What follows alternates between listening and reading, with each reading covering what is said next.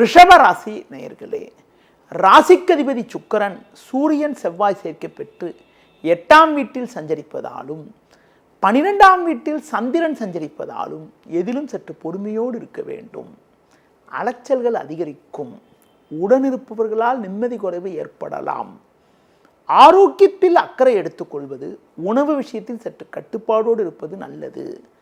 தொழில் வியாபாரத்தில் ஒரு சில சாதகமான சூழ்நிலை இருந்தாலும் ஒரு சிலர் செய்யக்கூடிய செயல்கள் காரணமாக உங்களுக்கு கிடைக்க வேண்டிய ஒரு நல்ல லாபங்கள் தடைப்படும். மறைமுக எதிர்ப்புகள் அதிகரிக்கும். எதிர்பார்த்த உதவிகள் கிடைப்பதில் சற்று தாமத நிலை உண்டாகும். உத்தியோக ரீதியாக பார்க்கின்ற பொழுது தேவையில்லாத நெருக்கடிகள் உண்டாகும்.